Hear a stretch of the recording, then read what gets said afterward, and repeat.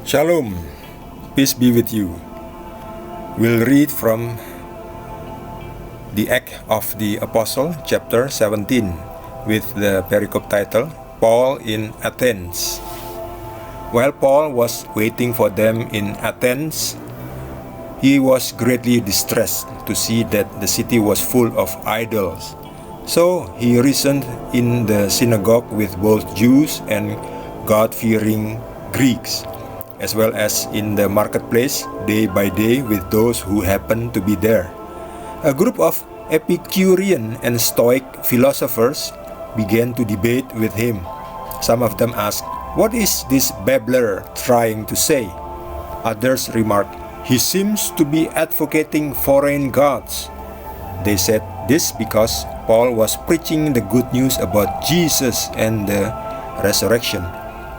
Then they took him and brought him to a meeting of the Areopagus, where they said to him, "May we know what this new teaching is that you are presenting? You are bringing some strange ideas to our ears, and we would like to know what they mean." All the Athenians and the foreigners who lived there spent their time doing nothing but talking about and listening to the latest ideas.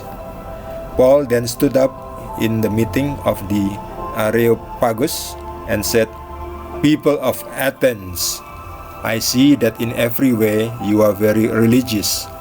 For as I walked around and looked carefully at your objects of worship, I even found an altar with this inscription, 'To an unknown God.' So you are ignorant of the very thing you worship. And this is what I am going to proclaim to you. The God who made the world and everything in it is the Lord of heaven and earth and does not live in temples built by human hands. And he is not served by human hands as if he needed anything. Rather, he himself gives everyone lives and breath and everything else. From one man he made all the nations, that they should inhabit and the whole earth. And he marked out their appointed times in history and the boundaries of their lands.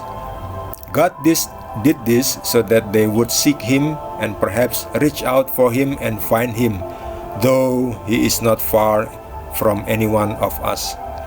For in him we live and move and have our being.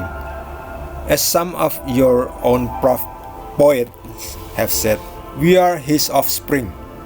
Therefore, since we are God's offspring, we should not think that the divine being is like gold or silver or stone, an image made by human design and skill. In the past, God overlooked such ignorance, but now he commands all people everywhere to repent. For he has set a day when he will judge the world with justice by the man he has appointed. He has given proof of this to everyone by raising him from the dead. When they heard about the resurrection of the dead, some of them sneered, but others said, "We want to hear you again on this subject." At that, Paul left the council. Some of the people became followers of Paul and believed. Among them was Dionysius, a member of the Areopagus, also a woman named Damaris, and a number of others. The word of the Lord. What can we learn from Paul's spreading the gospel in Athens? People in Athens, but before that, Paul went to Athens because he was kicked out by the Jews in Berea. In Berea, before in Thessalonica, the Jews rejected Paul, and then Paul went to Berea. In Berea, the Jews accepted the gospel, but the Jews in Thessalonica went after Paul. So Paul had to leave. So Paul left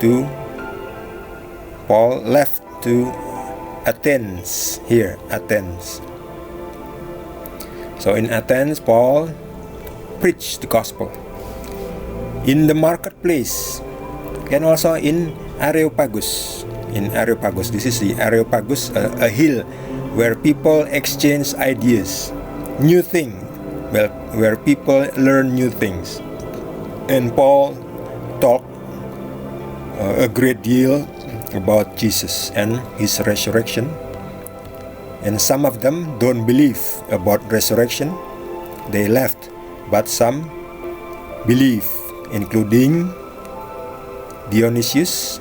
He is a member of the Areopagus, and a woman named Damaris, and a number of others believed and accepted Jesus. For those of you who receive additional explanation from the Spirit of Jesus, please share with us. Also, please subscribe to this channel so that this channel may grow.